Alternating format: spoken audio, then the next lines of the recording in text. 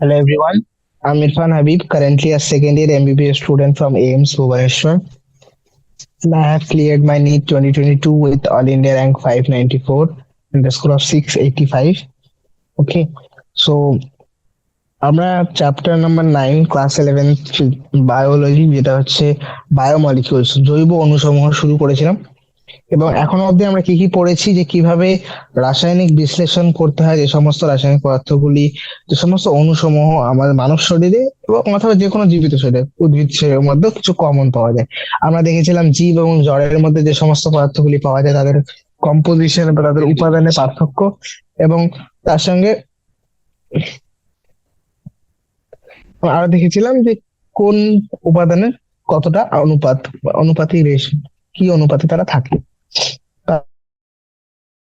তারপরে আমরা আরো দেখেছিলাম অ্যামিনো কিছু বৃহৎ জৈব অণুসমূহ, যেমন প্রোটিন, কার্বোহাইড্রেট, নিউক্লিক অ্যাসিড, তাই তো, অ্যাসিড দ্রাব্য অংশ এবং অ্যাসিড অদ্রাব্য অংশ। তার সঙ্গে আমরা লিপিড পড়েছি, এবং আমরা এছাড়া পড়েছি বিপাকজাত বস্তুসমূহ। বিপাকজাত বস্তুসমূহ অর্থাৎ আহ যে সমস্ত বস্তুসমূহ বিপাকের কোনো না কোনো দশায় তৈরি হয়। এবার কিছু রয়েছে যেগুলি হয়তো এসেনশিয়াল ফাংশন অফ লাইফ, মানে জীবনের যে সমস্ত প্রয়োজনীয় কাজ, নিত্য সেই অত্যাবশ্যক কাজের জন্য যে সমস্ত পদার্থ কিছু তৈরি হয়। আবার কিছু রয়েছে যেগুলো অ্যাজ আ সাইড প্রোডাক্ট, তাই তো, বাই প্রোডাক্ট হিসেবে তৈরি হয় এবং সেগুলি মানব কল্যাণে ব্যবহৃত হয়ে থাকে। সেগুলো হচ্ছে সেকেন্ডারি মেটাবোলাইটস বা গৌণ বিপাকজাত সমূহ। Okay, now the most important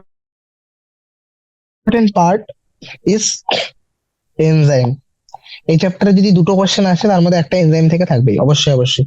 because এনজাইমের concept not only in this class 11-12, এরপরেও আমরা যখন তুমি যখন এমবিবিএস করবে তখনও enzyme part is very much linked with others. Okay, তো এটা অনেক বেশি একটু কনসেপচুয়াল এবং তার সঙ্গে একটু কিছু জায়গায় মনে রাখতে হবে। ঠিক আছে, তো প্রথমে আমরা বুঝি এনজাইম বা উৎসেচক কি। তো সহজ ভাষায় যদি আমি জিজ্ঞেস করি যে উৎসেচকের মানে এরা কি, কোন প্রকারের, তো উৎসেচকগুলি হচ্ছে যে জৈব বৃহৎ অণু ছিল প্রোটিন, সেই প্রোটিনের অন্তর্ভুক্ত, অর্থাৎ এরাও অ্যামিনো অ্যাসিড দিয়ে তৈরি। ঠিক আছে, এবার প্রোটিনের কোন স্ট্রাকচার, 3 ডিগ্রি স্ট্রাকচার বা প্রগৌণ যে গঠনটা ছিল সেই গঠনটা, তার সেরি গঠন। ওকে, এবার কিছু নিউক্লিক অ্যাসিড রয়েছে যারা এনজাইম মতো কাজ করে। তাহলে এনজাইম মেইনলি হচ্ছে প্রোটিনেশিয়াস, কি তবে কিছু নিউক্লিক অ্যাসিড রয়েছে যেগুলো এনজাইম হিসেবে কাজ করে। একটা উদাহরণ আমি দিতে পারি, রাইবো নিউক্লিয়াস। ওকে, এদেরকে কি বলা হয়, রাইবোজাইম। দেখো, রাইবো এনজাইম, রাইবোজাইম। ওকে, এবার কেউ যদি একটা ডায়াগ্রাম, মানে একটা এনজাইমকে যদি ডেপিক্ট করতে চায়, তাহলে সে সেটাকে একটা লাইন ডায়াগ্রাম দিয়ে ডেপিক্ট করতে পারে যে হ্যাঁ এটা একটা এনজাইম, লাইক দিস। এবার এনজাইমও প্রোটিনের মতো, প্রোটিন যেহেতু, so it will have primary structure, secondary structure and tertiary structure. Primary structure মানে যেখানে শুধু অ্যামিনো অ্যাসিডের সিকোয়েন্সটা, অ্যামিনো অ্যাসিডের যে সজ্জা সেটা দেখানো হয়, তাই তো।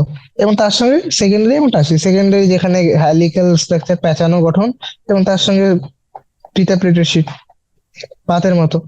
আর টারশিয়ারি বা প্রগৌণ গঠন যেটা রয়েছে, সেই গঠনটা যদি ভালো করে লক্ষ্য করে থাকি তাহলে সেই গঠনটায় আমরা দেখতে পাই যে এই গঠনটা হচ্ছে যেখানে backbone of protein chain folds, মানে প্রোটিনের যে চেন গুলি ছিল, এরকম প্রোটিন চেন গুলো এবার যখন এরা একে অপরের উপর ফোল্ড করতে শুরু করে, পেঁচানো শুরু করে দেবে, এরকম ছিল, রাইট। এরকম হ্যালিক্স ছিল। এবার যখন মনে করো এটা একটা স্প্রিং, আমি যদি স্প্রিংটাকে পেঁচিয়ে আবার এর উপরে এরকম স্প্রিং করে দিই, তাহলে হবে তো এরকম 3D টাইপের একটা গঠন। তো এই গঠনটাকে আমরা কি বলছি, এই গঠনটাকে আমরা বলছি 3D স্ট্রাকচার বা টারশিয়ারি স্ট্রাকচার। ক্লিয়ার? বা প্রগৌণ গঠন উৎসেচকের। এবার তাহলে এখানে কি হবে, চেন গুলো ক্রিস ক্রস দেখা যাবে, অনেক জায়গায় এটা ক্রস হবে, ক্রিস ক্রস হবে, তাই তো।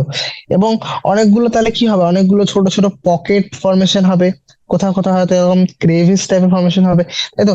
তাহলে অনেক আমরা এরকম জায়গা পাবো যেগুলিকে বলতে পারি যে, মানে যে স্পেস গুলো রয়েছে অনেক জায়গায় এরকম অ্যামিনো অ্যাসিডের যে চেন গুলো ছিল, চেন গুলো পেছে পেছে যদি একে অপরের উপর সজ্জিত হয়ে যেত, অনেক জায়গায় এরা একে অপরকে ক্রস করেছে। আবার অনেক জায়গায় এরা কি করেছে, ফাঁক ফাঁক ফোকর, অনেক পকেটের সৃষ্টি করেছে। তো এরকম একটা পকেট যদি মনে করো, এরকমই একটা পকেট হচ্ছে অ্যাক্টিভ সাইট। অনেকগুলো পকেট রয়েছে। এবার এর মধ্যে একটা পকেট হচ্ছে অ্যাক্টিভ সাইট, অ্যাক্টিভ সাইট বা সক্রিয় স্থান। সক্রিয় স্থান মানে কি? এটা হচ্ছে সেই পকেট বা সেই ফাঁকফোকরটা যার মধ্যে সাবস্ট্রেট বা আমার যে, যার উপর রিয়াকশন মানে যে বিক্রিয়া, এনজাইম যার উপর অ্যাক্ট করে, তাই তো, উৎসেচকগুলি যার উপর কাজ করে প্রোডাক্ট তৈরি করবে, তো সেই সাবস্ট্রেট গুলো কোন স্থানে বাইন্ড করে, তাহলে সেটা বাইন্ড করে হচ্ছে এই সক্রিয় স্থানগুলিতে। ঠিক আছে, ওকে। দাস উৎসেচ enzyme through the active site catalyse reaction at high rate. তাহলে এই উৎসেচকগুলি কি করে, এই অ্যাক্টিভ সাইড বা সক্রিয় স্থানের সঙ্গে বাইন্ড করে এবং রিঅ্যাকশন গুলিকে বা বিক্রিয়াগুলিকে আরো উচ্চ হারে ঘটাতে সাহায্য করে। মানে এই কিন্তু এনজাইম রিয়াকশনটা করছে না, আসলে যে বিক্রিয়াটা অলরেডি হচ্ছে সেই বিক্রিয়ার রেটটাকে, সেই বিক্রিয়ার হার, মানে কত তাড়াতাড়ি হবে সেই গতিটাকে বাড়িয়ে দিচ্ছে। ওকে, সো রেট ইনক্রিজ করে দেয় ও। ওকে, এবার এনজাইম ক্যাটালিস্ট বা উৎসেচক কিভাবে তোমরা রাসায়নিক রসায়নের মধ্যে যখন অজৈব রসায়ন পড়বে, ইনঅর্গানিক কেমিস্ট্রিতে অনেক ক্যাটালিস্ট পাবে, উৎসেচক পাবে, অনুঘটক পাবে। তো সেই অনুঘটক গুলো কিভাবে বায়োলজিক্যাল বা জৈব অনুঘটক যেটা হচ্ছে উৎসেচক, এদের দুজনের মধ্যে কি ডিফারেন্স, এটা অনেক সময় জিজ্ঞেস করা হয় এনজাইম এবং ইনঅর্গানিক ক্যাটালিস্টের মধ্যে হোয়াট ইজ দ্য ডিফারেন্সেস। তো ডিফারেন্স হচ্ছে এই যে, যে সমস্ত অজৈব অনুঘটক রয়েছে সেগুলি হচ্ছে অনেক হাই টেম্পারেচার এবং হাই প্রেসারে অ্যাক্ট করে, তাই তো। তোমরা দেখবে যখনই এদের কাজ করবে তো অনেক বেশি টেম্পারেচার, অনেক বেশি তাপমাত্রা এবং অনেক বেশি আহ, চাপের প্রয়োজন হবে। কিন্তু এনজাইমের ক্ষেত্রে এটা হয় না, তাই তো। এনজাইম উৎসেচকের ক্ষেত্রে তুমি যদি লক্ষ্য করে দেখো, খুব বেশি উচ্চ চাপ বা উচ্চ তাপ থেকে কি হয়, এরা ড্যামেজ হয়ে যায়, তাই তো। এদের উৎসেচকগুলি নষ্ট হয়ে যায় অনেক বেশি তাপমাত্রায়। ওকে, তবে এমন কিছু কিছু উৎসেচক আমরা নিষ্কাশন করতে পেরেছি যেগুলো সাধারণতই অনেক হাই টেম্পারেচারে কাজ করে, তাই তো। যেমন মনে করো যেগুলো সালফার স্প্রিং, তাই তো, সালফার সমন্বিত উষ্ণ প্রস্রবণ, বা মনে করো কোথাও যদি আমি একটা হট ভেন্টস নিয়ে নিই, তাই তো, উষ্ণ বায়ু তরল নির্গমন পথ যেগুলো, ঠিক আছে। সেই সমস্ত জায়গায় যে সমস্ত মলিকিউল, যে সমস্ত অর্গানিজম থাকে, যে সমস্ত জীবেরা থাকে, যেমন সালফার ব্যাকটেরিয়া, আরো বিভিন্ন রকম ব্যাকটেরিয়া, তাদের যে এনজাইম, তাদের যে উৎসেচক গুলো রয়েছে, সেই উৎসেচক গুলো সবসময় উচ্চ তাপমাত্রাতে কাজ করে। তো এরকমই কিছু উৎসেচক পাওয়া যায় যেগুলো খুবই হাই টেম্পারেচারে কাজ করে। তবে জেনারেলি সাধারণত যে সমস্ত উৎসেচক গুলি পাওয়া যায় সেগুলি সাধারণত উচ্চ তাপমাত্রা বা চাপে নিজেদের গঠন নষ্ট হয়ে ফেলে, তাই তাদের কার্যক্ষমতা বজায় থাকে না, কার্যক্ষমতা নষ্ট হয়ে যায়। ঠিক আছে, ওকে। কিন্তু এই যে হাই টেম্পারেচারে যে সমস্ত উৎসেচক গুলি থাকে, যেমন হট ভেন্ট বা সালফার ব্যাকটেরিয়া উৎসেচক গুলি, এগুলো অনেক উচ্চ তাপমাত্রায় নিজেদের গঠনকে বজায় রাখতে সক্ষম এবং নিজের কার্যক্ষমতাকেও বজায় রাখতে সক্ষম। তাই thermal stability is important quality of enzyme. তাই হচ্ছে যে সমস্ত থার্মোফিলিক জীবসমূহ রয়েছে, যেমন থার্মোফিলিক কথাটা মানে কি, যারা টেম্পারেচার লাভ, দে লাভস টেম্পারেচার। ও, এই তো, যে উচ্চ তাপমাত্রার মধ্যে যে সমস্ত জীবেরা থাকে, সেই সমস্ত জীব থেকে নিষ্কাশিত যে উৎসেচক গুলি রয়েছে সেগুলো অবশ্যই উচ্চ তাপমাত্রায় কি হবে, স্থিতিশীল হবে, তাদের গঠনও বজায় থাকবে এবং তাদের কার্যক্ষমতাও বজায় থাকবে। ঠিক আছে, ওকে। তাহলে এটা ছিল বেসিক একটা উৎসেচকের কি রকম গঠন, উৎসেচকের প্রকার কি, তাই তো, ওর নেচার কি, এবং উৎসেচকের তার সঙ্গে আমরা কিছু পার্থক্য দেখলাম অজৈব রাসায়নিক যে অনুঘটক গুলি রয়েছে, অনুঘটক গুলি থেকে। ঠিক আছে, এবার নেক্সট কোয়েশ্চেন আসে যে কিভাবে উৎসেচক রাসায়নিক বিক্রিয়াগুলি করে। তো দেখো, এখানে তোমাদের একটা জিনিস মনে রাখতে হবে যে কেমিক্যাল কম্পাউন্ড বা যে কোনো একটা রাসায়নিক পদার্থ দুভাবে, রাসায়নিক যৌগ দু ধরনের পরিবর্তন করতে পারে, এইদার ফিজিক্যাল চেঞ্জ বা একটা ভৌত পরিবর্তন, আরেকটা হচ্ছে ভৌত পরিবর্তনটা কি, ভৌত পরিবর্তন যেখানে মনে করো ওর শুধুমাত্র শেপে পরিণত হয় বা আকারে পরিণত হয়, কিন্তু কোন রকম বন্ড বা যে বন্ধনগুলি রয়েছে সেই বন্ধনগুলো ভাঙন বা গঠন কিছু হচ্ছে না, শুধুমাত্র অ্যারেঞ্জমেন্ট হচ্ছে একটা। ঠিক আছে, এরা নিজেদের আকার পরিবর্তন করছে, তো এটা একটা ভৌত প্রক্রিয়া। আর ভৌত পরিবর্তন হচ্ছে পদার্থের এক স্টেট থেকে অন্য স্টেটে পরিণত হতে পারে। একটা উদাহরণ নিয়ে নাও, যখন আইস কনভার্ট হয়ে যায় ওয়াটারে, বা ওয়াটার কনভার্ট হয় ভেপারে, তাই তো?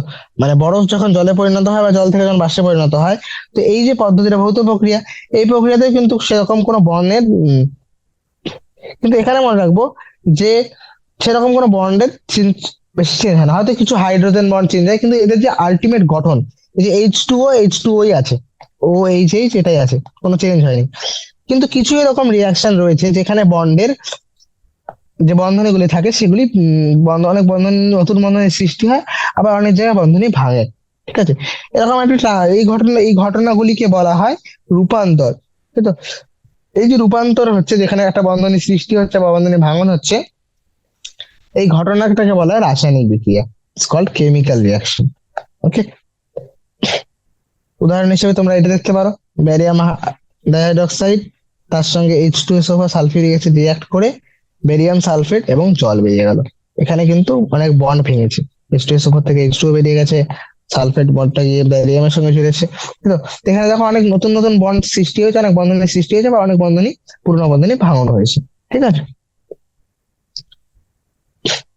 তো এটা যে উদাহরণটা দেওয়া হয়েছে, এই উদাহরণটা কিন্তু একটা অজৈব রাশি, কারণ এখানে দেখো শুধুমাত্র আহ অজৈব পদার্থগুলোই রয়েছে।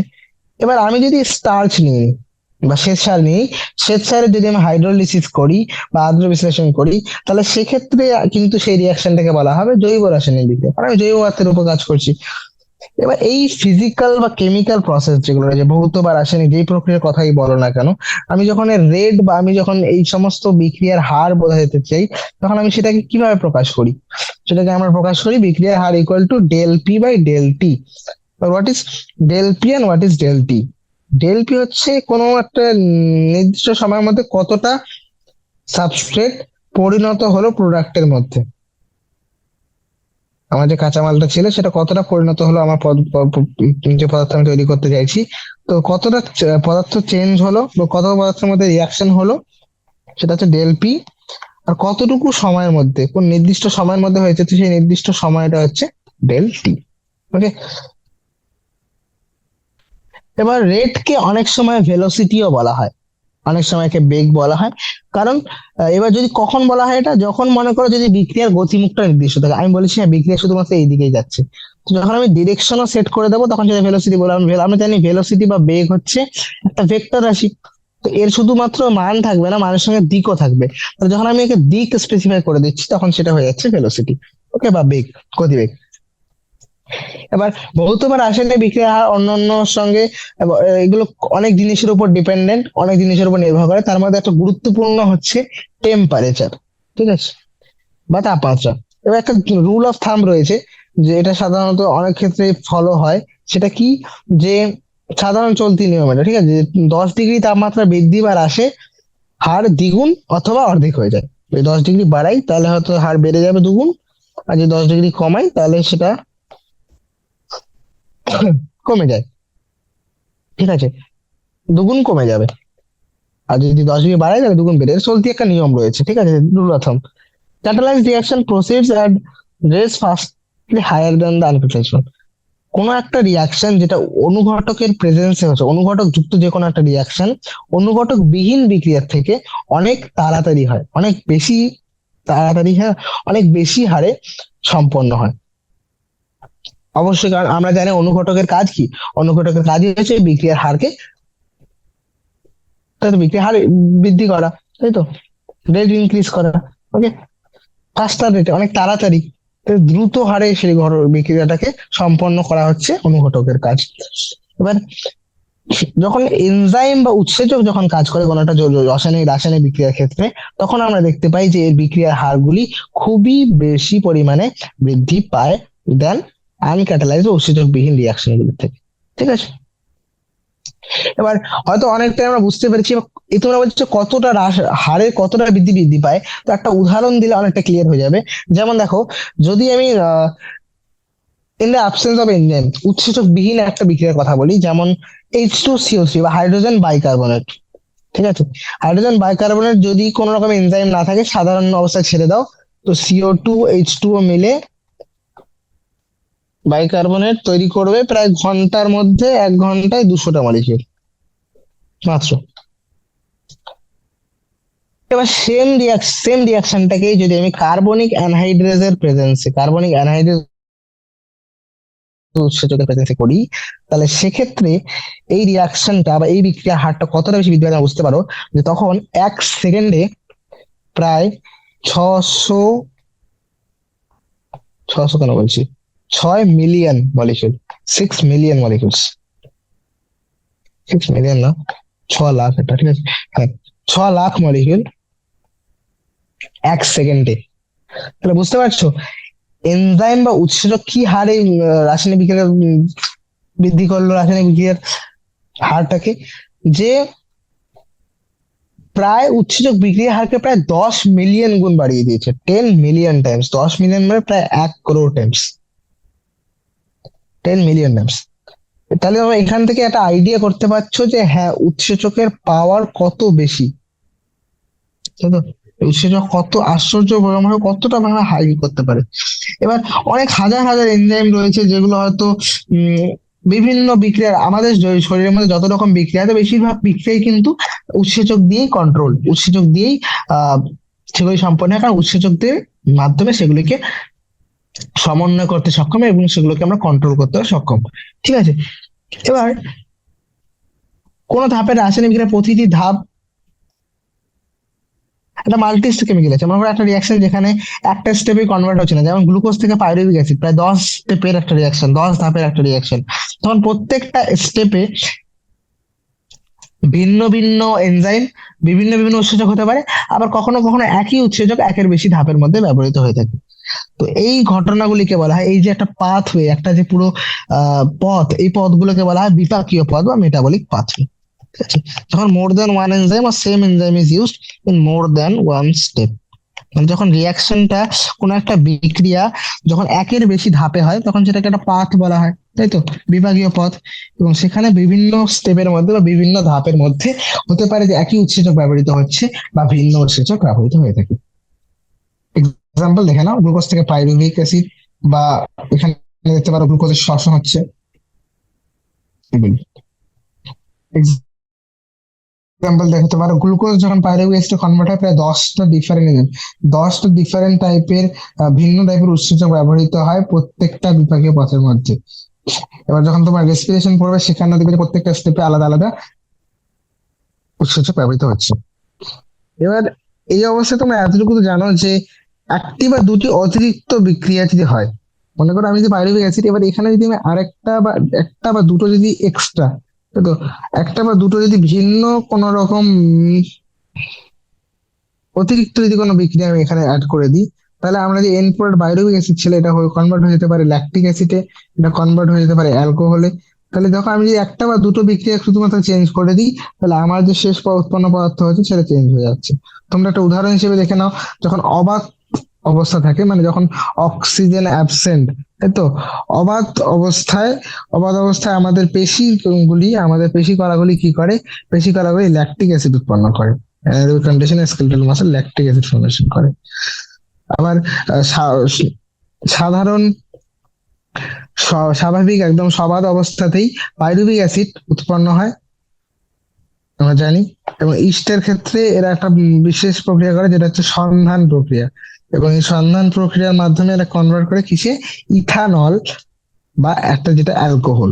তাহলে বিভিন্ন শর্তের মধ্যে ডিফারেন্ট কন্ডিশনে ডিফারেন্ট প্রোডাক্ট তৈরি হচ্ছে, একটা সবাত কন্ডিশন নাকি অবাত, ঠিক আছে, এবার কার মধ্যে হচ্ছে, কোন এনজাইমের মধ্যে, সরি, কোন অর্গানিজম বা কোন জীবদেহ হচ্ছে তার উপরেও ডিপেন্ড করে।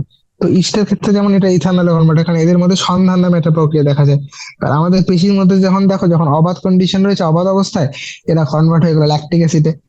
তাহলে আমরা এখন আপনাদের কি কি দেখলাম, এনজাইম কি, উৎসেচক কি এবং উৎসেচক গঠন বা প্রকার, তারপরে আমরা জানলাম যে উৎসেচক কিভাবে রাসায়নিক বিক্রিয়ায় সাহায্য করে।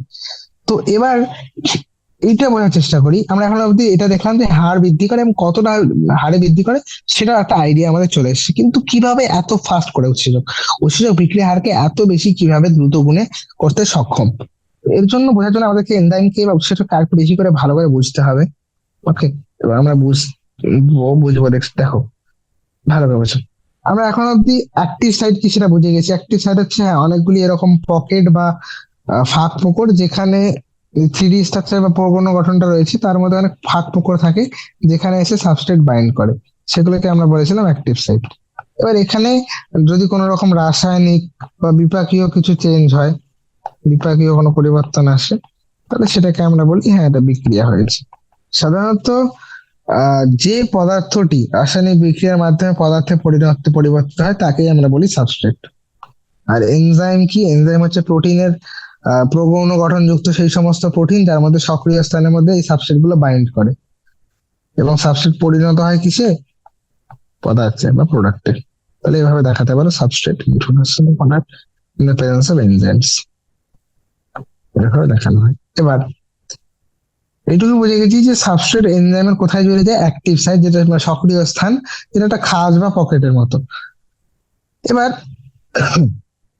সক্রিয় স্থান কিভাবে, সাবস্ট্রেট কিভাবে সক্রিয় স্থানে যায়? না অবশ্যই কি করে, ডিফিউজ হয়ে বা যুক্ত হয়, প্রথমে অ্যাক্টিভ সাইটে গিয়ে প্রথমে সাবস্ট্রেট যুক্ত হয়। এবার যখন যুক্ত হয় তখন একটা কি ফরমেশন হয়? আবশ্যিকভাবে একটা ইএস বা enzyme substrate complex, enzyme substrate যৌগ একটা উৎপন্ন, একটা জোট গঠিত হয়, জোট একসঙ্গে, যেখানে ই ডিফাইন করে উৎসেচক বা এনজাইমকে। এবার এই যে কমপ্লেক্স একটা জোট গঠন হলো, এই জোট গঠনটা মনে রাখবো এটা একটা ট্রানজিয়েন্ট ফেনোমেনন, একটা ক্ষণস্থায়ী ঘটনা। অর্থাৎ এই অবস্থায় সাবস্ট্রেট যখন উৎসেচক সক্রিয় স্থানে যুক্ত হয়, তখন সাবস্ট্রেট যখন এনজাইমের সঙ্গে বাউন্ড, মানে উদাহরণ দিয়ে বোঝাচ্ছি, দেখো এটা এনজাইম, এটা অ্যাক্টিভ সাইট বা সক্রিয় স্থান, যেখানে সেই সাবস্ট্রেটটা বাইন্ড এবং একটা জোট গঠন করেছি, ইএস জোট।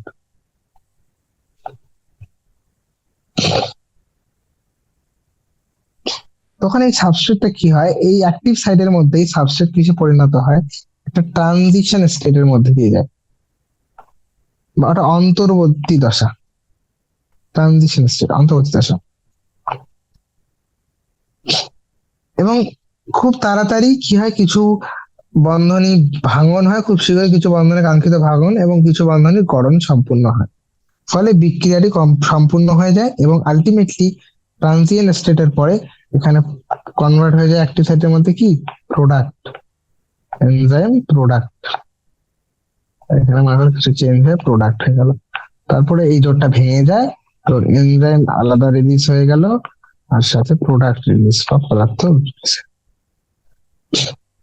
অন্যভাবে যদি বলি, তাহলে সাবস্ট্রেটের কি হয়েছে? এর গঠনের সাথে কি বলতে পারি যে হ্যাঁ, সাবস্ট্রেটের গঠন গঠিত রূপান্তরিত হওয়ার ফলেই বিক্রিয়ালব্ধ যে পদার্থ বা প্রোডাক্ট পাচ্ছি সেটা কিভাবে হচ্ছে? রূপান্তরের মাধ্যমে।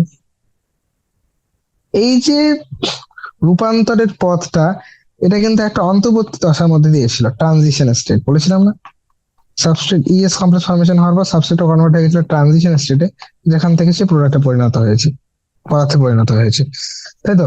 এবার এই একটা স্টেবল বা স্থায়ী সাবস্ট্রেট, একটা স্থায়ী পদার্থের মধ্যে, যে বিক্রিয়ালব্ধ পদার্থ, এর মাঝে এরকম অন্তর্বর্তী অনেক দশা থাকতে পারে যেগুলো অস্থায়ী দশা, তাই তো?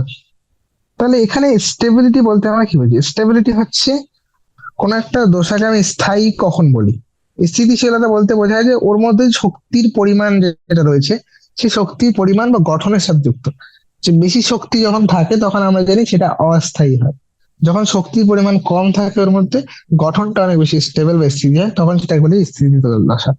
তাহলে এরকমই একটা তোমার উদাহরণ এখানে দেখো, যে যখন উৎসেচক অ্যাবসেন্ট, উৎসেচকের অনুপস্থিতি একটা দশা দেখো, এখানে ওয়াই অ্যাক্সিস বোঝাচ্ছে আমাদেরকে পটেনশিয়াল এনার্জি বা স্থিতি শক্তি, আর এক্স অ্যাক্সিস বোঝাচ্ছে progression of stature of progress of reaction, বিক্রিয়ার দশা, ওকে, বা বিক্রিয়া অগ্রসরণ। এবার তোমরা দেখতে পাও যে এনার্জি লেভেল সাবস্ট্রেট আর প্রোডাক্টের মধ্যে ভালো করে লক্ষ্য করো। সাবস্ট্রেট কি হয়েছে? প্রথমে কনভার্ট হয়েছে একটা ইন্টারমিডিয়েট দশায় বা একটা অস্থায়ী দশা, সেটা হচ্ছে ট্রানজিশন স্টেট, একটা অন্তর্বর্তী দশা। সেই দশার মধ্যে আলটিমেটলি সে পদার্থে পরিণত হয়েছে বা প্রোডাক্টে পরিণত হয়েছে। দেখো সাবস্টিটিউট এবং প্রোডাক্টের মধ্যে কিন্তু অনেক বেশি একটা শক্তির গ্যাপ রয়েছে, তাই তো? এদের শক্তির পরিমাণ যদি ভালো করে রাখো তো শক্তির অনেকটা বেশি গ্যাপ, শক্তি দেখা যায় অনেক বেশি পার্থক্য রয়েছে। এবার এই সমস্ত রিয়াকশনে যদি দেখো সাবস্ট্রেটের থেকে প্রোডাক্টের শক্তি কম, তাহলে অবশ্যই যখন সাবস্ট্রেট প্রোডাক্টে পরিণত হয়েছে তখন কিছু এনার্জি সে রিলিজ করেছে, কিছু শক্তি সে বের করেছে। আর সেই শক্তিটা কিভাবে বেরিয়েছে? সেই শক্তিটা হিটের ফর্মে বা তাপের ফর্মে বেরোয়। তো এই সমস্ত রিয়াকশন গুলো যেখানে এনার্জি রিলিজ হয় বা শক্তি বেরিয়ে বর্জিত হয় সেগুলোকে বলা হয় এক্সোথার্মিক রিয়াকশন। এবার অন্যদিকে তাহলে এক্সোথার্মিক রিয়াকশন গুলো সাধারণত কি হয়? স্বতঃস্ফূর্ত রিয়াকশন বা তাপ গ্রহণ গ্রাহ্য রিয়াকশন। আরেকটা হচ্ছে এন্ডোথার্মিক রিয়াকশন, বা যেখানে শক্তি দরকার পড়ে, তাই তো, শক্তি ব্যবহারকারী রিয়াকশন বা তাপগ্রাহী রিয়াকশন। তাপ এক্সোথার্মিককে বলে তাপ মোচী রিয়াকশন, আর এন্ডোথার্মিক হচ্ছে তাপগ্রাহী রিয়াকশন, তাপগ্রাহী বিক্রিয়া। তাপগ্রাহী বিক্রিয়া মানে যেখানে সাবস্ট্রেট থেকে প্রোডাক্টের এনার্জি বেশি, তাহলে এখানে আলাদা করে দিতে হবে শক্তি, ঠিক আছে, শক্তি সাপ্লাই দিতে হবে বাইরে থেকে। তাহলে এখানে তুমি একটা জিনিস আরো লক্ষ্য করো যে এন সাবস্ট্রেট কিন্তু ডিরেক্টলি প্রোডাক্টে কনভার্ট হয়নি। সাবস্ট্রেট প্রথমে কি হয়েছে, অন্তর্বর্তী অস্থায়ী দশায় পরিণত হয়েছিল, ট্রানজিশন স্টেট। তো এই যে ট্রানজিশন স্টেটে পরিণত হলো, তো এই ট্রানজিশন স্টেট যাওয়ার অবধি কিন্তু একটা শক্তির দরকার পড়েছিল।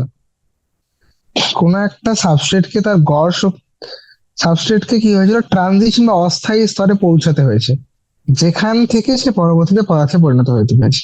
তো এই যে সাবস্ট্রেট দশা থেকে অন্তর্বর্তী দশা অব্দি পৌঁছানো, তাই তো, অস্থায়ী দশা অব্দি পৌঁছানো, তো এই যে যে পরিমাণ শক্তির প্রয়োজন হয়, বা তোমরা বলতে পারো যে ট্রানজিশন স্টেট বা অস্থায়ী দশা আর সাবস্ট্রেট দশার মধ্যে দুটো শক্তির মধ্যে যে পার্থক্য, শক্তির পরিমাণের যে পার্থক্য, সেই পার্থক্যটাকে আমরা বলি অ্যাক্টিভেশন এনার্জি বা সক্রিয়করণ শক্তি।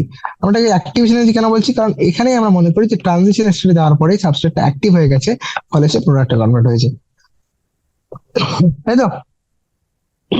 এবার যখন সে ট্রানজিশন স্টেটে পৌঁছালো, তখন আর সেখানে কোনো রকম বাধা থাকে না, সেখানে এনার্জি বেরিয়ে বা যে শক্তিজনিত বাধা থাকে সেটা একবারে হ্রাস পায়, ফলে সাবস্ট্রেট বিক্রিয়ালব্ধ পদার্থে পরিণত হয়ে যায়, একবারে পদার্থে পরিণত হয়। তো এই যে অ্যাক্টিভেশন এনার্জি বা সক্রিয়করণ শক্তি, এবার যত তাড়াতাড়ি কোনো একটা সাবস্ট্রেট ট্রানজিশন সেটা পৌঁছাতে পারবে, তত তাড়াতাড়ি সে প্রোডাক্টে পরিণত হবে, তাহলে তার বিক্রিয়া তত তাড়াতাড়ি বৃদ্ধি পাবে। তাহলে উৎসেচক, তোমরাই বলো উৎসেচক কি করে? উৎসেচক এই যে সক্রিয়করণ শক্তি যেটা রয়েছে সেটা যদি কমিয়ে দেয়, এটা একটা পাহাড় মনে করো, আমি যদি পাহাড়ে এই অবধি উঠে যাই তাহলে আমার কাছে এখানে পৌঁছানোর কোনো ব্যাপারই না। এবার যদি পাহাড়ে এখানে পৌঁছলে আমি এখানে আসতে পারি, তাহলে এই উৎসেচক কি করছে? উৎসেচক এই অ্যাক্টিভেশন এনার্জি বা সক্রিয়করণ শক্তিটাকেই কমিয়ে দেয়, ফলে সাবস্ট্রেট খুব তাড়াতাড়ি অস্থায়ী দশায় পরিণত হয় এবং সেখান থেকে বিক্রিয়ালব্ধ পদার্থে পরিণত হয়। ওকে, চলো। নেচার অফ ইনহিবিশন, উৎসেচকের কার্যকারিতা। কিভাবে উৎসেচক কাজ করে? Sorry. প্রত্যেকটা উৎসেচক, আমরা জানি উৎসেচকের কাছে একটা সক্রিয় স্থান থাকে যেখানে সাবস্ট্রেট বাইন্ড করে, সেটাকে আমরা বলি সাবস্ট্রেট বাইন্ডিং সাইট। এবং সে সাবস্ট্রেটের সঙ্গে বাইন্ড করে কিসে পরিণত, একটা জোট তৈরি করে, যেটাকে আমরা বলি এনজাইম সাবস্ট্রেট জোট, তাই তো, বা উৎসেচক সাবস্ট্রেট জোট। এই জোটটা আমরা জানি খুবই বেশি শর্ট লিভ এবং অস্থায়ী হয়, ক্ষণস্থায়ী হয় খুবই, এবং খুব শীঘ্রই এটা পরিণত হয় প্রোডাক্টে, সাবস্ট্রেটটা পরিণত হয়ে যায় পদার্থে, এবং আলটিমেটলি সেখান থেকে এনজাইম এবং প্রোডাক্ট দুটি আলাদা হয়ে যায়। তাহলে এনজাইম ইএস থেকে ইএস কমপ্লেক্স, সেখান থেকে ইপি, আর এনজাইম আর প্রোডাক্ট দুটোই বেরিয়ে গেল। তাহলে যদি আমি প্রত্যেকটা স্টেপ ধাপে ধাপে লিখার চেষ্টা করি, তাহলে প্রথমে কি হচ্ছে, এই ক্যাটালিস্টিক সাইকেলটা, বা অনেক সময় জিজ্ঞেস করা হয় যে বিক্রিয়ার অনুঘটন চক্রটা বলো, উৎসেচকের অনুঘটন চক্রটি ব্যাখ্যা করো।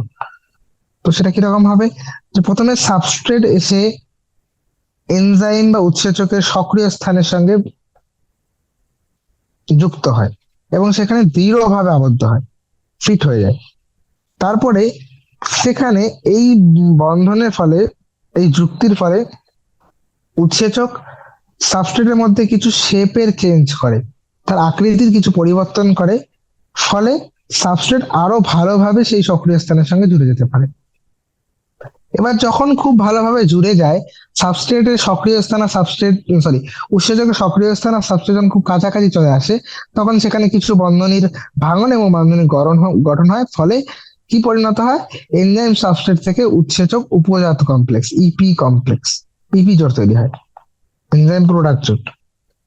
এবং পরবর্তীতে সাবস্ট্রেট থেকে এই উপজাত বস্তুগুলো বা প্রোডাক্ট যেগুলো রয়েছে সেগুলো বেরিয়ে যায় এবং উৎসেচক থেকে যায়। এবং এই উৎসেচকটা তৈরি আরো পরবর্তী সাইকেলে, পরবর্তী চক্রের মধ্যে অন্য কোনো একটা সাবস্ট্রেটের সঙ্গে বাইন্ড করার জন্য। তাহলে এই এনজাইমটা আবার কোনো সাবস্ট্রেটের সঙ্গে বাইন্ড করবে, আবার ইউএস, ইপি, আবার ই প্লাস পি, এভাবে চলতে থাকবে সাইকেলটা যতক্ষণ এনজাইম ফ্রি রয়েছে। যতক্ষণ সাবস্ট্রেট রয়েছে এনজাইম বারবার বারবার ইউজ হতে থাকবে। ওকে, তো উৎসেচকের আমরা মোটামুটি কাজের মাধ্যমে বুঝতে পারি উৎসেচক কিভাবে কাজ করে। এবার উৎসেচকের যে কার্যক্ষমতা সেটা বিভিন্ন ফ্যাক্টর বা বিভিন্ন শর্ত রয়েছে যেগুলো এই উৎসেচকের ক্রিয়াকে প্রভাব করে, factors affecting the enzyme activity. এবার কি কি হতে পারে সেগুলি? সেগুলি সাধারণত হচ্ছে, যেমন আমরা জানি এনজাইম হচ্ছে একটা প্রোটিন। এবার প্রোটিন যদি হয় তাহলে এর যে প্রগৌণ গঠনটা রয়েছে সেই গঠনটা বিভিন্ন ফ্যাক্টরের কারণে, বিভিন্ন শর্তের কারণে সেগুলি চেঞ্জ হতে পারে, তাই তো?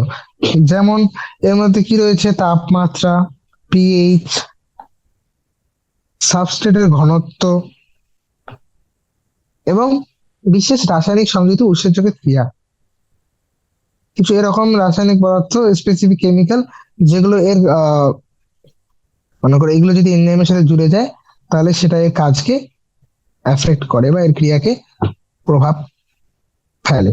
ওকে, তো প্রথমে আমি যেগুলো বললাম যে হ্যাঁ, এর গঠন, এর গঠন যেহেতু এটা প্রোটিন, তো অবশ্যই টেম্পারেচার, তাপমাত্রা এবং পিএইচ দিয়ে খুব বেশি এফেক্টেড হয়।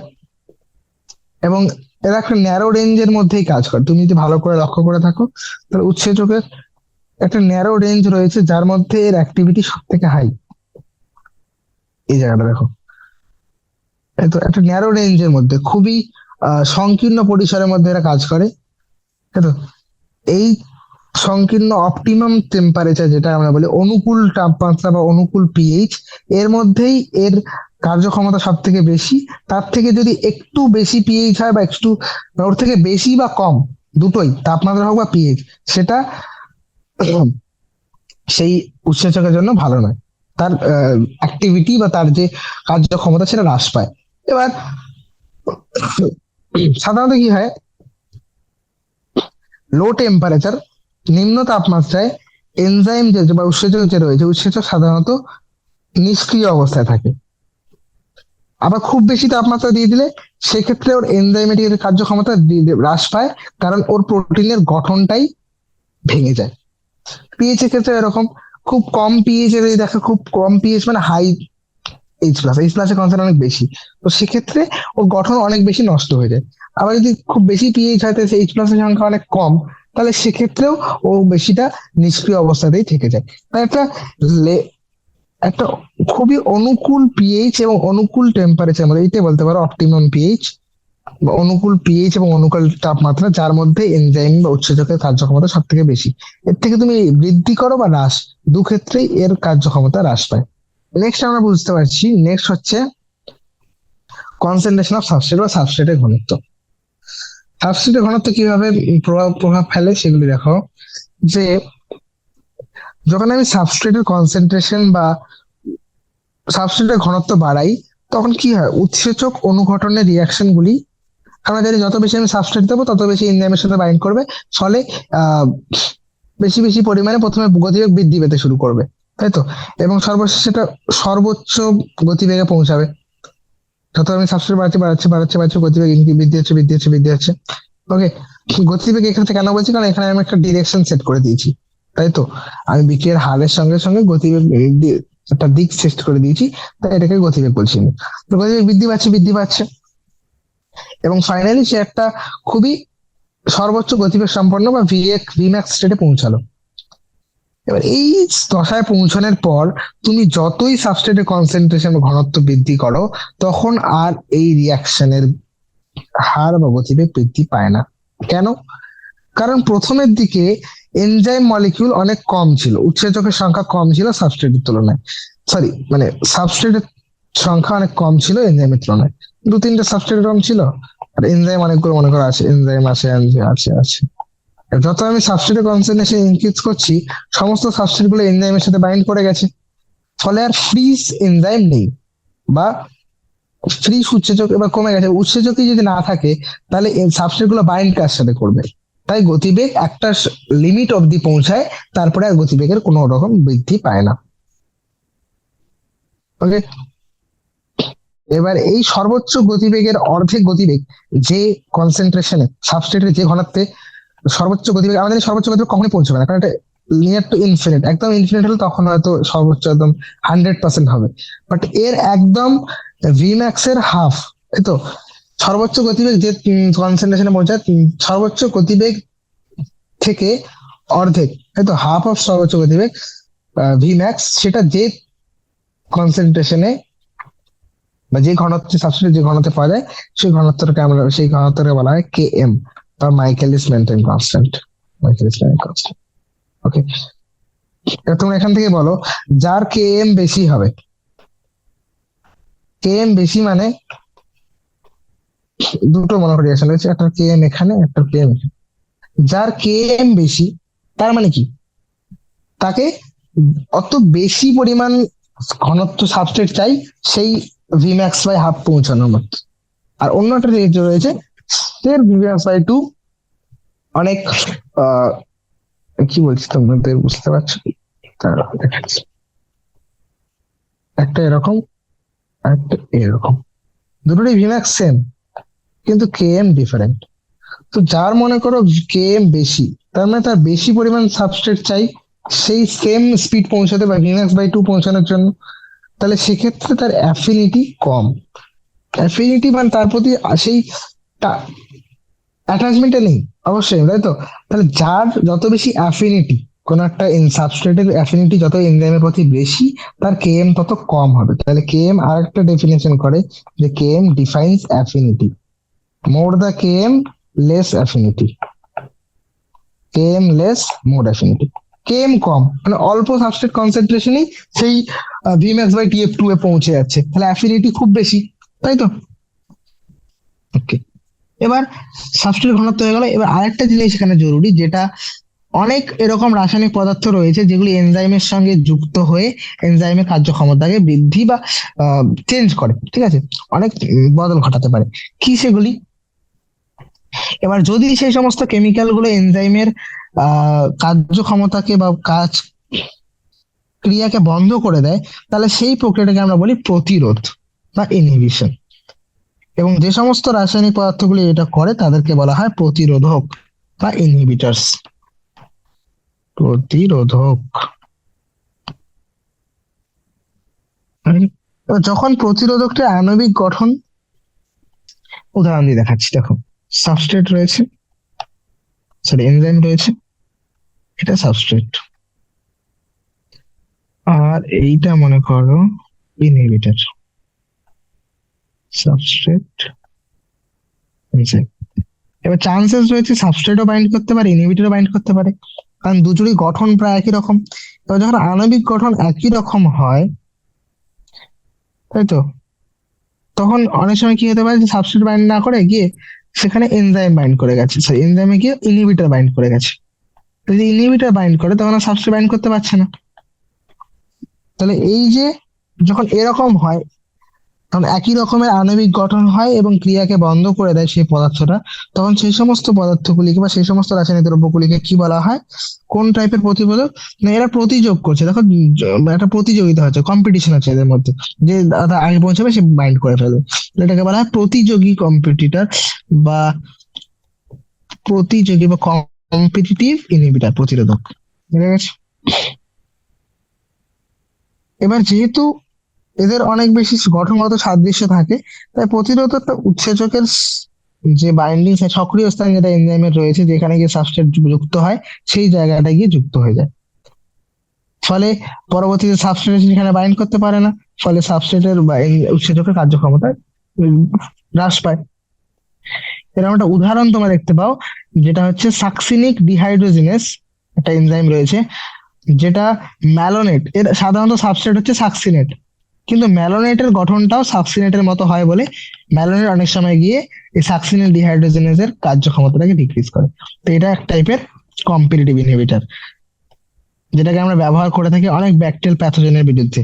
অনেক ব্যাকটেরিয়াল প্যাথোজেনের বিরুদ্ধে আমরা কি হিসেবে কোনটাকে ব্যবহার করি, এই প্রতিযোগী হিসেবে, প্রতিরোধী প্রতিযোগী প্রতিরোধক। ওকে, চলো। আরো ডিফারেন্ট টাইপের প্রতিরোধক রয়েছে, যেমন কিছু রয়েছে একটা প্রতিযোগীটা প্রতিযোগী করে না, যেরকম নন কম্পিটিটিভ। নন কম্পিটিটিভ হলে সেখানে কি হবে, নন কম্পিটিটিভ হচ্ছে ওদের কিন্তু এরকম আণবিক গঠনে কোনো সাদৃশ্য নেই। ওরা কি করে, অ্যালোস্টেরিক বলে একটা সাইট থাকে, অ্যালোস্টেরিক সাইট, অন্য একটা সাইট, অন্য একটা স্থান, অ্যাক্টিভ সাইট নয়, সক্রিয় স্থান নয়, অ্যাক্টিভ সাইট ও সক্রিয় স্থান নয়, যেখানে সাবস্ট্রেট বাইন্ড করে সেই জায়গাটা নয়, বরং অ্যালোস্টেরিক, ডিফারেন্ট সাইট, অন্য একটা সাইট, যেই জায়গায় গিয়ে অন্য একটা স্থান যেখানে গিয়ে বাইন্ড করে এই ইনহিবিটর গুলো। ফলে কি হয়, এরা কি করে, এই যে অ্যাক্টিভ সাইট রয়েছে, অ্যাক্টিভ সাইটের গঠনটাকে চেঞ্জ করে দেয়। এবার এনজাইম যদি অ্যাক্টিভ সাইটটাই খারাপ হয়ে গেল, মনে করো অ্যাক্টিভ সাইট খারাপ হয়ে গেল সাবস্ট্রেট ইনহিবিটর বাইন্ড করার ফলে, ফলে সাবস্ট্রেটের সাথে যুক্ত হতে পারছে না। তাহলে সেই সমস্ত প্রতিরোধককে বলা হয় অপ্রতিযোগী প্রতিরোধক বা নন কম্পিটিটিভ। ঠিক আছে, চলো। এগুলি ছিল কিছু শর্ত যেগুলোর মাধ্যমে উৎসেচকের ক্রিয়া ক্ষমতা বা কার্যক্ষমতা প্রভাবিত হয়। এবার উৎসেচকের শ্রেণী বিন্যাস আমরা বোঝার চেষ্টা করি, শ্রেণী বিভাগ এবং তার নামকরণ, কিভাবে আমি কোনো একটা উৎসেচকের নাম দিই। তো যখন আমরা জানি হাজার হাজার উৎসেচক আমরা এখনো অব্দি আবিষ্কার করেছি, সেগুলোকে পৃথক করেছি, এবার কিভাবে আমরা সেগুলোকে বিভিন্ন শ্রেণী বিভক্ত করেছি এবং কিভাবে তাদের নামকরণ করা হয়েছে। তো দেখো, উৎসেচকগুলিকে টোটাল 6টি শ্রেণীতে এবং প্রত্যেকটা শ্রেণীকে আবার 4 থেকে 13টা উপশ্রেণীতে ভাগ করা হয়েছে, এবং এদেরকে 4 অঙ্ক বিশিষ্ট সংখ্যার মাধ্যমে এদেরকে নামকরণ করা হয়।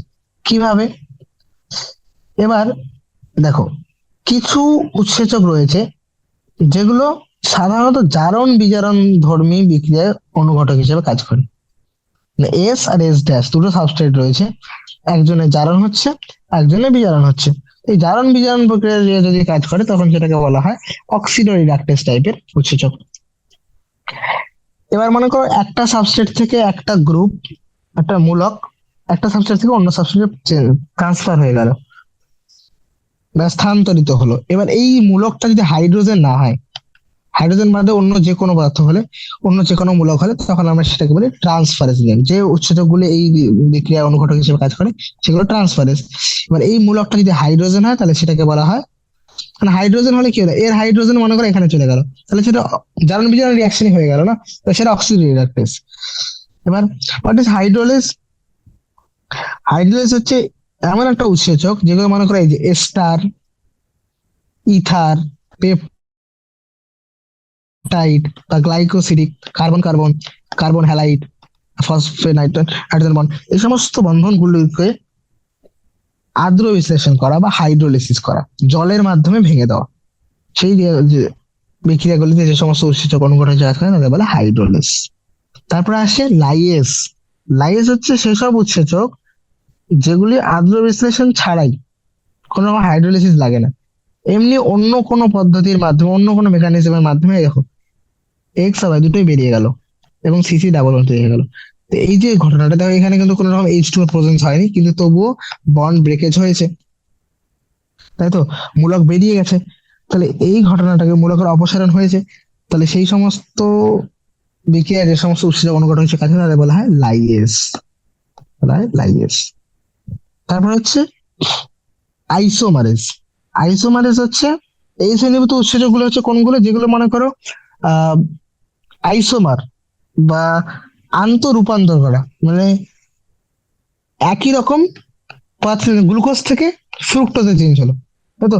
অপটিক্যাল সক্রিয়, আলোক সক্রিয়, জ্যামিতিক বা স্ট্রাকচারাল পজিশনাল অবস্থান গঠিত আন্তঃরূপান্তর করে যে সমস্ত, মানে এই বিক্রিয়াগুলিতে যে সমস্ত উৎসেচক ব্যবহৃত হয় তাদের বলে আইসোমার। আইসোমারে কনভার্ট করে দেওয়া, এরকম একটা গঠন আছে, এখানে ওয়েট ছিল, পরেরটাই কি হলো, এখানে ওয়েট চলে আসলো, এর কি আইসোমারই তো, কারণ গঠন আমরা জানি মলিকিউলার ফর্মুলা সেম, শুধুমাত্র গঠনে আলাদা, তাই তো। তাই এগুলো আইসোমার। এবার আইসোমার যে পরিবর্তন আন্তঃ রূপান্তরিতে যে সমস্ত অনুঘটক ব্যবহৃত হয়, যে অনুঘটক হিসেবে যে সমস্ত উৎসেচক ব্যবহৃত হয় তাদের বলে আইসোমারেস। লাইগেজ, লাইগেজ কথাটার মানে হচ্ছে জুড়ে দেওয়া। তাহলে যখন যে সমস্ত উৎসেচক গুলি কি করে, দুটি যৌগকে পরস্পর যুক্ত করতে সাহায্য করে, এবং সেখানে কি কি বন্ড হতে পারে সাধারণত, carbon oxygen, carbon sulphur, carbon nitrogen, phosphorus oxygen, এই সমস্ত বন্ডগুলো তৈরি করে, সেই সমস্ত উৎসেচক গুলিকে বলা হয় লাইগেজ উৎসেচক। এগুলো হলো আমরা 7 টাইপের দেখলাম, কি কি সেগুলো? ওটি, এইচ, ওটি হিল এরকম বলতে পারো, অক্সিডেটিভ, ট্রান্সফারেস, হাইড্রোলেস, আইসোমারেস, লাইএস, লাইগেস। ঠিক আছে, চলো এবার আসি কোফ্যাক্টর। What is cofactor? তোমার সবসময় উৎসেচক আমরা জানি যে উৎসেচক হচ্ছে প্রোটিন। প্রোটিন মানে পলিপেপটাইডের একটা শৃঙ্খল, তাই তো। কিন্তু এরকম অনেক উম, ক্ষেত্র রয়েছে যেখানে কোফ্যাক্টর নামে একটা অপ্রোটিন উপাদান, নন প্রোটিন একটা উপাদান, অপ্রোটিন একটা উপাদান, প্রোটিন নয় এরকম একটা উপাদান এনজাইমের সঙ্গে জুড়ে থাকে এবং এনজাইমকে অনুঘটনের জন্য সক্রিয় করে তোলে, এনজাইমকে ক্যাটালিটিক্যালি অ্যাক্টিভ, অনুঘটনের সক্রিয় করে তোলে। তো এই সমস্ত ঘটনায় যে প্রোটিন পার্ট যেটা রয়েছে, এই উৎসেচকের যে অংশটা প্রোটিনের মতো কাজ করে, সেই অংশটাকে বলা হয় অ্যাপো এনজাইম বা আসলি এনজাইম। আসলি, তো আসল এটা, অ্যাপো এনজাইমটা আসল, তাহলে প্রোটিন অংশটাকে বলা হয় অ্যাপো এনজাইম। আর কোফ্যাক্টর, তাহলে অ্যাপো এনজাইম, কোফ্যাক্টর, এই দুটোকে মিলে একসঙ্গে বলা হয় হলো এনজাইম। বোঝা গেছে? প্রোটিন পার্টটা হচ্ছে অ্যাপো এনজাইম, নন প্রোটিন পার্টটা কোফ্যাক্টর। এবার কোফ্যাক্টর 3 টাইপের হতে পারে। এইদার এটা একটা প্রস্থেটিক গ্রুপ, কোএনজাইম, বা কোনো মেটাল বা ধাতব আয়ন। এবার কি তিনটে আলাদা আলাদা বোঝার চেষ্টা করি। প্রস্থেটিক গ্রুপ কি? প্রস্থেটিক কথাটা এখানে এভাবে মনে হতো, পাকার ঝাকার দিয়ে রেখেছে, মানে টাইটলি বাউন্ড, দৃঢ় ভাবে আবদ্ধ। প্রস্থেটিক গ্রুপ হচ্ছে, প্রথম বুঝবে, এটা অর্গানিক কম্পাউন্ড। এগুলো হচ্ছে সেরকম এমন কিছু জৈব যৌগ যেগুলো কোফ্যাক্টর হিসেবে কাজ করে, এবং এরা টাইটলি বাউন্ড থাকে। অ্যাপো এনজাইমের সাথে কিভাবে জুড়ে থাকে? এরা দৃঢ়ভাবে জুড়ে থাকে। উদাহরণ হিসেবে তুমি নিতে পারো, যেমন পারক্সিডেজ, তাই তো, ক্যাটালেজ, যেখানে যেগুলো কি করে, হাইড্রোজেন পারক্সাইডকে জল এবং অক্সিজেনে পরিণত করে, পারক্সিডেজ বা ক্যাটালেজ। তো সেক্ষেত্রে হিম নামে মলিকিউল একটা রয়েছে, হিম নামে একটা অপ্রোটিন পার্ট, সেটা প্রস্থেটিক গ্রুপের সাথে জুড়ে যায়, প্রস্থেটিক গ্রুপ হিসেবে জুড়ে যায় কার সাথে? এই পারক্সিডেজ বা ক্যাটালেজের সাথে। এবার এটা একটা জৈব যৌগ এবং এটা টাইটলি বাউন্ড থাকে, দৃঢ়ভাবে আবদ্ধ থাকে। ঠিক আছে, এই দুটো কথা মনে রাখবে আমরা। ওকে। এবং এটা অ্যাক্টিভ সাইডের বা সক্রিয় স্থানের একটা পার্ট, সক্রিয় স্থানের একটা অংশ হিসেবেও অ্যাক্ট করে। ঠিক আছে, নেক্সট হচ্ছে কোএনজাইম। কোএনজাইম হচ্ছে, এটাও জৈব যৌগ, এনজাইম মানে জৈব পদার্থই হবে, তাহলে এটা একটা জৈব যৌগ, অর্গানিক কম্পাউন্ড। কিন্তু এখানে গঠনটা অত বেশি দৃঢ়ভাবে নয়, এরা জুড়ে থাকে খুবই ক্ষণস্থায়ী ভাবে জুড়ে থাকে। এবার কিছু এরকম উদাহরণ, সাধারণ ক্ষেত্রে এরা কোএনজাইম গুলি সাধারণত কিছু জৈব যৌগ হয়, খুবই কমন ভিটামিন হয় বেশিরভাগ ক্ষেত্রেই, অনেক ভিটামিন কোএনজাইম হিসেবে কাজ করে, যেমন NAD, nicotinamide adenine dinucleotide, nicotinamide adenine dinucleotide phosphate, সাধারণত এটা প্লান্টে পাওয়া যায়, উদ্ভিদে পাওয়া যায়। এগুলো হচ্ছে ভিটামিন B3 বা নিয়াসিন যেটা রয়েছে, নিয়াসিনের এগুলো কোএনজাইম। ঠিক আছে, ওকে। তারপরে আমি বলেছিলাম মেটাল আয়ন বা ধাতব আয়ন। তো ধাতব আয়ন, এবার কিছু কিছু এরকম উৎসেচক রয়েছে যারা তাদের নিজের কাজ, ক্রিয়া গুলি সম্পন্ন করার জন্য অনেক ধাতব আয়নের সাথে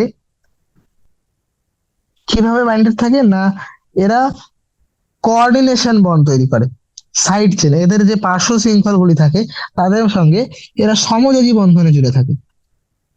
কোঅর্ডিনেশন বন্ড বা সমযোজী বন্ধনের সঙ্গে থাকে কার সাহায্যে? পার্শ্ব শৃঙ্খল গুলির সাহায্যে, তাই তো। যেমন মনে এবং অ্যাট দ্য সেম টাইম এরা সমযোজী বন্ধন সাবস্ট্রেটের সঙ্গে তৈরি করে। যেমন তুমি জিঙ্ক হচ্ছে কার্বক্সি পেপটাইডেস নামে একটা এনজাইম রয়েছে, সেই এনজাইমের সাথে এই নিজে কোঅর্ডিনেশন বন্ড করে সমযোজী বন্ধন করে আছে, আবার এর যে সাবস্ট্রেটটা রয়েছে সেই সাবস্ট্রেটের সাথেও সমযোজী বন্ধন করে থাকে। তাহলে কাছে থাকে কার্বক্সি পেপটাইডের যে সাইড চেন রয়েছে, সাইড চেনের সঙ্গে সাবস্ট্রেট সমযোজী বন্ধন, এদিকে সাবস্ট্রেটের সঙ্গে সমযোজী বন্ধন করে থাকে ধাতব আয়নগুলো। কারণ আমরা যদি ধাতব আয়নগুলো সাধারণত কোঅর্ডিনেশন বন্ডই করে থাকে, তাই তো, সমযোজী বন্ধনের সঙ্গে জুড়ে থাকে। তাহলে দুটো তিনটে দেখলাম আমরা, তার মধ্যে দুটো ছিল জৈব টাইপের, একটা ছিল প্রস্থেটিক গ্রুপ, একটা কোফ্যাক্টর, সরি কোএনজাইম। যার মধ্যে একটা দৃঢ়ভাবে জুড়ে থাকে একদম টাইটলি, সেটা হচ্ছে প্রস্থেটিক গ্রুপ, আর একটা হালকা ভাবে লুজলি অ্যাটাচ, ঠিক আছে, ক্ষণস্থায়ী ভাবে যুক্ত হয়, তাহলে সেটা কোএনজাইম।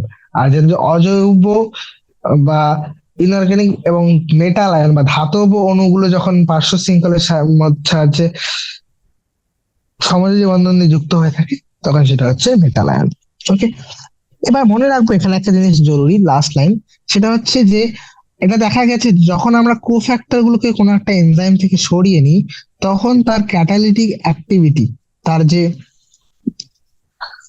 উৎসেচকের যে কার্যক্ষমতা, সেটা সে হারিয়ে ফেলে। এখান থেকে এটাই প্রমাণিত হয় যে উৎসেচকের অনুঘটন ক্রিয়ার জন্য কোফ্যাক্টর খুবই একটা গুরুত্বপূর্ণ ভূমিকা পালন করে। ঠিক আছে, কোফ্যাক্টর না থাকলে অনেক এনজাইম রয়েছে যারা তাদের কার্যক্ষমতা হারিয়ে ফেলে, তাহলে অবশ্যই কোফ্যাক্টর খুবই গুরুত্বপূর্ণ, তাই না? তো that's all about this chapter. Okay, উৎসেচক সম্বন্ধে এর থেকে বেশি খুব জরুরি নয়, তবে তোমরা যদি জানতে চাও, try to focus more on the part ইনহিবিটরের যে পার্টটা ছিল, প্রতিরোধকের পার্টটা, ঠিক আছে, কম্পিটিটিভ নন কম্পিটিটিভ এর মধ্যে ডিফারেন্স, ঠিক আছে। এবার অনুশীলনীতে যদি দেখি, অনুশীলনীতে সাধারণত সার্জারি টাইপের কোশ্চেনই করা হয়। হোয়াট আর ম্যাক্রোমলিকিউলস, বৃহৎ জৈব অণুগুলি কি? জৈব অণু হচ্ছে, বৃহৎ জৈব অণু হচ্ছে সেগুলি যাদের আণবিক ওজন 1000 ডাল্টনের থেকে বেশি, তাই তো? তাহলে আমি লিখতে পারি ম্যাক্রোমলিকিউলস কি, ম্যাক্রোমলিকিউলস হচ্ছে, সো ম্যাক্রোমলিকিউলস কি বা বৃহৎ অণু কি? এরা হচ্ছে সেই সমস্ত জৈব অণুগুলি, জৈব অণুসমূহ, জৈব অণুসমূহ যারা মানে ওরা অনেক ছোট ছোট ক্ষুদ্রাণু দিয়ে, অনেক ক্ষুদ্রাণুর সমন্বয়ে নির্মিত,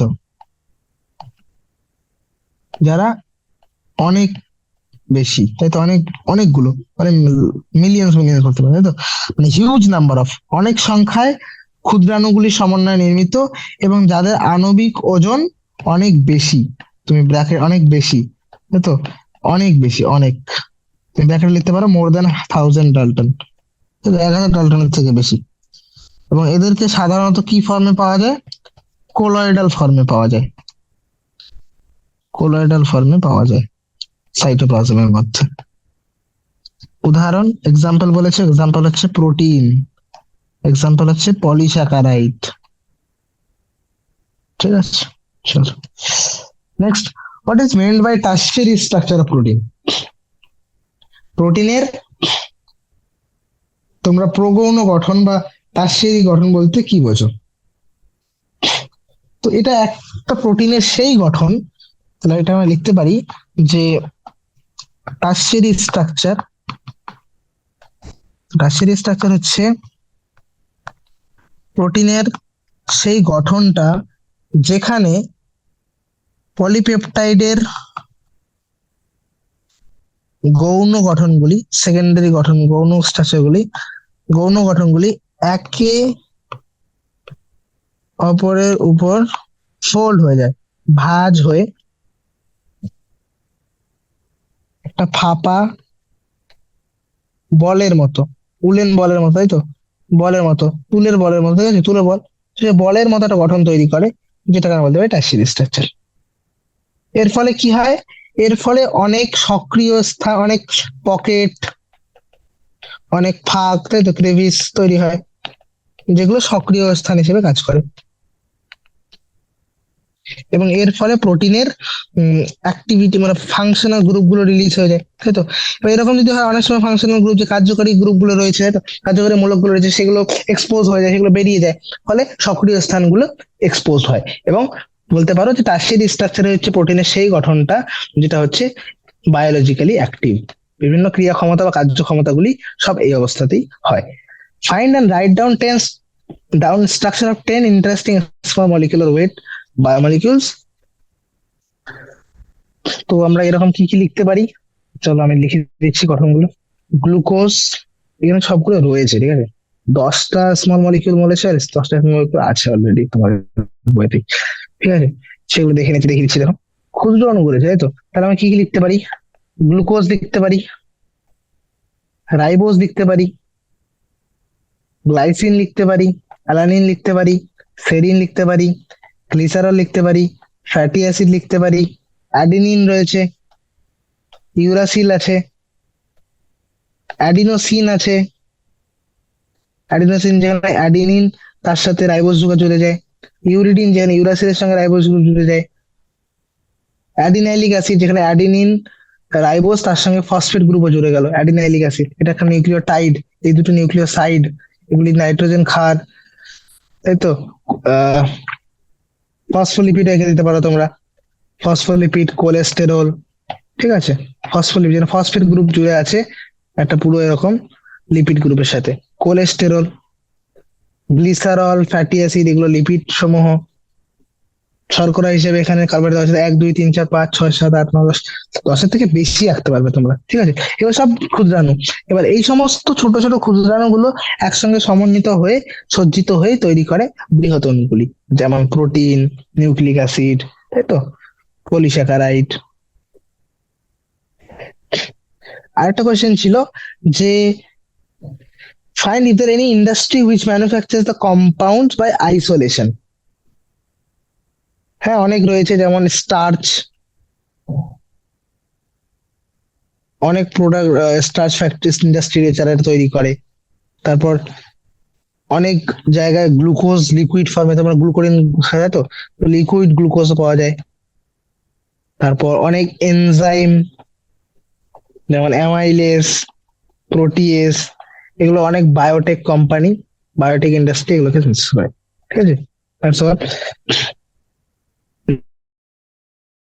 Next, talking about find out and make a list of proteins used as therapeutic agent. Therapeutic agent মানে হচ্ছে যে সমস্ত প্রোটিন গুলোকে কোনো না কোনো ভাবে আমরা কোনো ট্রিট করে, কোনো একটা অসুখের ক্ষেত্রে, তাই তো, ব্যবহার করে থাকি ওষুধ হিসেবে। তো উদাহরণ হিসেবে তোমার লিখতে পারো, লিস্ট বলো। ইনসুলিন, অক্সিটোসিন, ইনসুলিন আমরা ব্যবহার করি ডায়াবেটিসে, অক্সিটোসিন লেবারের সময়, তাই তো, প্রসবের সময় ব্যবহার করা হয়। ইমিউনোগ্লোবিন অ্যান্টিবডি হিসেবে ব্যবহার করা হয়, তাই তো। তারপর অ্যান্টি ডায়াবেটিক হরমোন, যে সমস্ত তাদের ডায়াবেটিস ইনসিপিটাস রয়েছে তাদের ক্ষেত্রে এটা ব্যবহার করা হয়। থ্রম্বিন, যাদের মনে করো রক্ততঞ্চন ক্ষমতা সক্ষম না, থ্রম্বিন ব্যবহার করা হয়। ফাইব্রিনোজেন, সব রক্ততঞ্চনের জন্য ব্যবহার করা হয়ে থাকে। রেনিন ব্যবহার করা হয় যাদের কিডনি ফাংশন ঠিকঠাক করছে না। স্ট্রেপ্টোকাইনেজ নামে একটা এনজাইম উৎসেচক রয়েছে, যে উৎসেচক ক্লট বাস্টার হিসেবে কাজ করে, ক্লট বাস্টার, ঠিক আছে। এগুলোকে ব্যবহার করা হয়ে থাকে। Find other application of proteins like cosmetics এ ব্যবহার বলো। তো কসমেটিক্স এদের কিভাবে ব্যবহার করা হয়ে থাকে? এদেরকে ইউজ করা হয় অনেক ক্রিমে, শ্যাম্পু, এগুলোতে ব্যবহার করা হয়ে থাকে, ঠিক আছে। আচ্ছা, চলো explain the composition of triglyceride. ট্রাইগ্লিসারাইডের কম্পোজিশন বলো। ট্রাইগ্লিসারাইড মানে এতে কি থাকবে? গ্লিসারল থাকবে, আর তার সঙ্গে 3টে ফ্যাটি অ্যাসিড জুড়ে থাকবে। তো গঠনটা কিরকম হবে? একটা গ্লিসারল আঁকো প্রথমে, CH2O H CHOH CH2H, ব্যাস। এবার এখানে একটা ফ্যাটি অ্যাসিড জুড়ে দিলাম, এখানে একটা ফ্যাটি অ্যাসিড জুড়ে দেবো, এখানে একটা ফ্যাটি অ্যাসিড জুড়ে দেবো। তাহলে এখানে হবে OCR1 OCR2, আচ্ছা, 3টে ফ্যাটি অ্যাসিড, 1 2 3, 3টে ফ্যাটি অ্যাসিড আর গ্লিসারল, এটা হচ্ছে ট্রাইগ্লিসারাইড এই গঠন। ওকে, এখানে এখন building models of biomolecule using commercial ball stick method, এগুলো কিনতে পাওয়া যায়, দেখবে, ঠিক আছে। Not that much important on the point of view, নিটে এই সমস্ত বিষয় আসবেন। Okay, draw the structure of amino acid alanine. অ্যালানিনের গঠন আঁকো। আমরা জানি অ্যালানিনে, এবার আমরা যে কোনো অ্যামিনো অ্যাসিড রাখতে গেলে প্রথমে আমরা তিনটে জিনিস শিখে নেবো, সেগুলো কি? একটা amine group, alpha amino acid হলেই এই তিনটে জিনিস কমন থাকবে। এবার আর গ্রুপ হিসেবে অ্যালানিনে কি থাকে? মিথাইল থাকে আর গ্রুপ হিসেবে, তাহলে সেটা হয়ে যাবে এইটা, অ্যালানিন। ক্লিয়ার? চলো, what are gums made of? Gums কি? আমরা জানি গাম এগুলো সব সেকেন্ডারি মেটাবোলাইট হিসেবে পাওয়া যায়। তো তোমরা বলতে পারো গামস হচ্ছে অনেক, এটা এক টাইপের হেটারোপলিস্যাকারাইড, মেড আপ অফ হেটারোপলিস্যাকারাইডস। ফেভিকল কি ডিফারেন্ট গামের থেকে? হ্যাঁ অবশ্যই, কারণ ফেভিকল হচ্ছে সিনথেটিক পলিমার, ঠিক আছে। অন্যদিকে গাম হচ্ছে হেটারোপলিস্যাকারাইড, তার মানে এখানে একের বেশি মনোমার গুলি আর গ্লাইকোসাইডিক বন্ড দিয়ে যুক্ত থাকে, ঠিক আছে। অন্যদিকে ফেভিকল হচ্ছে সিনথেটিক, এগুলোকে বানানো হয় বাইরে থেকে এই পলিমার গুলিকে, ঠিক আছে। Finally the qualitative test for protein, fat, oil, amino acid for fruit juice, saliva, sweat, not much important. Okay, এগুলো আসে না বিকজ এগুলো বায়োকেমিস্ট্রি পয়েন্ট অফ ভিউ, আর বায়োকেমিস্ট্রি তোমার তত বেশি নেই। Find out how much cellulose is made by all the plant biosphere compared with how much paper is manufactured by man. Hence, what is the conversion of plant? হ্যাঁ, এটা বলছে যে কতটা সেলুলোজ প্লান্ট তৈরি করে, আর আমরা প্রত্যেকদিন কত বেশি প্লান্টকে, আমরা কত বেশি প্রত্যেকদিন পেপার তৈরি করি। এখান থেকে একটা আইডিয়া চলে আসে যে মানুষ কত পরিমাণে গাছ কেটে কেটে কাগজ তৈরি করছে, তাই তো, পেপার তৈরি করতে, এবং কত বেশি লস হচ্ছে এর ফলে। তো এটা আমি তোমাদেরকে একটা রাফ এস্টিমেশন দিচ্ছি, এগুলো ইন্টারনেটের ভ্যালু, ঠিক আছে, যে বায়োস্ফিয়ারে প্রায় 100 billion ton cellulose, cellulose total 170 billion জৈব পদার্থ রয়েছে, তার মধ্যে 100 বিলিয়ন টন হচ্ছে সেলুলোস। আর পেপার যদি বলি, বা যে হ্যাঁ পেপার বা কাগজ তৈরিতে কত পরিমাণে ব্যবহৃত হয়েছে, প্রায় 0.5 বিলিয়ন টন কাঠ আমরা ব্যবহার করে থাকি। তাহলে তোমরা বলতে পারো যে আহ তাহলে বুঝতে পারছো বছরে প্রায় 0.5 বিলিয়ন টন হিসেবে আমরা কাঠে ব্যবহার করি কাগজ তৈরিতে। আর টোটাল সেলুলোজ কত? 100 বিলিয়ন টন সেলুলোজ প্লাস তৈরি করে। তাহলে এখান থেকে বুঝতে পারছি যে যত বেশি আমরা সেলুলোজ ব্যবহার করছি, ধীরে ধীরে গাছের পরিমাণ, অবশ্যই গাছ কাটা পড়ছে, তো অবশ্যই গাছের সংখ্যা একটা সময় আসবে যখন গাছের পরিমাণ হয়তো 100-200 বছর পরে, যদি ঠিক মতো সবকিছু কন্ট্রোল না করা হয়, তাহলে হয়তো সমস্ত প্লান্ট শেষ হয়ে যাবে, তারপর হিউম্যানেরও অস্তিত্ব মিটে যাবে। Describe the important properties of enzymes. এনজাইমের ইম্পর্টেন্ট প্রপার্টি, বা এটা লাস্ট ভালো কোয়েশ্চেন, এটা করে শেষ করবো। ওকে, তো এনজাইম বা উৎসেচকের গুরুত্বপূর্ণ বৈশিষ্ট্যগুলো বলো, কি কি সেগুলো? প্রথম, এটা একটা প্রোটিন, তাহলে এটা একটা ম্যাক্রোমলিকিউল বা বৃহৎ অণু, এটা একটা বৃহৎ অণু। বৃহৎ অণু হলে তার সঙ্গে এর অনেক বেশি আণবিক ওজন হবে। দুই, হ্যাঁ, 2 নম্বর কি, এর কাজ কি? এর কাজ হচ্ছে বিক্রিয়ার হারকে দ্রুত করা। তার জন্য কি করে? তার জন্য হচ্ছে যে অ্যাক্টিভেশন এনার্জি, বা অ্যাক্টিভেশন সাবস্ট্রেট থেকে যদি যখন অন্তর্বর্তী অবস্থায় পৌঁছানোর জন্য যে সক্রিয়করণ শক্তিটা জরুরি হয়, সেই সক্রিয়করণ রোগটি হ্রাস করা, যাতে সাবস্ট্রেট তাড়াতাড়ি অন্তর্বর্তী স্তরে পৌঁছতে পারে এবং সেখান থেকে পদার্থে পরিণত হতে পারে। 4 নম্বর, এটা কোনো রিয়াকশনের শুরু করে না, কোনো রিয়াকশনকে শুরু করে না। তাহলে উৎসেচক কোনো রিয়াকশনকে শুরু করে না, এটা অ্যাকশন স্পেসিফিক। এদের উৎসেচকদের কাজ, কার্যকর মানে যে কোনো উৎসেচককে যে কোনো সাবস্ট্রেট দিয়ে দেবেন না, উৎসেচকের কার্য আহ, এবং সাবস্ট্রেট স্পেসিফিক হয়, ঠিক আছে। আর কি, সাধারণত টার্সিয়ারি স্ট্রাকচার বা প্রগৌণ গঠনে এটা অ্যাক্টিভ, প্রগৌণ গঠনে হচ্ছে এটা সক্রিয় অবস্থা। তারপর এ একটা অপটিমাম টেম্পারেচার, বা বলতে পারো অনুকূল তাপমাত্রা এবং পিএইচ এ সব থেকে বেশি পরিমাণে কার্য করতে সক্ষম, অন্য তাপমাত্রায় এদের কার্যক্ষমতা হ্রাস পায়। ওকে, আর আর বলতে পারো যে হ্যাঁ, বিভিন্ন রকম রাসায়নিক পদার্থের প্রেজেন্সে এদের কার্যক্ষমতা বিলুপ্ত হতে পারে বা কার্যক্ষমতা হ্রাস পেতে পারে, যেগুলো হচ্ছে প্রতিরোধক। তাই তো, প্রতিরোধকের প্রেজেন্সে কার্যক্ষমতা হ্রাস পেতে পারে। আবার সাবস্ট্রেটের কনসেন্ট্রেশন বাড়ালে এরা সর্বোচ্চ গতিতে পৌঁছায়, ভিম্যাক্সে পৌঁছায়, তারপরে আর সেখান থেকে কোনো ইংলিশ হয় না। ঠিক আছে, তো যে সমস্ত শর্তগুলি ছিল না যেগুলো কার্যক্ষমতার প্রভাব পড়তো সেগুলো লিখে দেবো, এর গঠন সম্বন্ধে একটু বলে দেবো। এগুলি হচ্ছে প্রপার্টি, তার সঙ্গে এর যে অ্যাকশন এবং সাবস্ট্রেট স্পেসিফিক এইগুলো একটা রেডি করে দেবো। ঠিক আছে, তো that's all about this chapter. Read NCERT properly, ঠিক আছে, এনসিআরটি পড়ো ভালো করে, এনসিআরটি লাইন ধরে ধরে ট্রাই টু ফোকাস। উৎসেচক পার্টটা ভালো করে দেখার চেষ্টা করো, উৎসেচিত প্রচুর কোশ্চেন আসে। বিপাকজাত পার্টটা থেকেও এমসিকিউ অনেকবার জিজ্ঞেস করা হয়ে থাকে। ঠিক আছে, তো that's all. Thank you for attending the session. আশা করছি বোঝা গেছে কতটা। এনসিআরটি নিজে থেকে পড়ো, তারপর অনুশীলনী কোশ্চেন গুলো করে দেখো। ঠিক আছে, কোনো অসুবিধা হলে তারপর এনসিআরটি নিজে রিড করে, না বুঝতে পারলে ডাউট সেশন বগেরা জিজ্ঞেস করো, বাট ট্রাই করো যত বেশি এনসিআরটি কে যত বেশি বার পড়ে কোশ্চেনের সাথে তুমি লিঙ্ক করতে পারো, প্রিভিয়াস ইয়ারের পেপার বা যেভাবে হোক, but try to link them. Okay, thank you.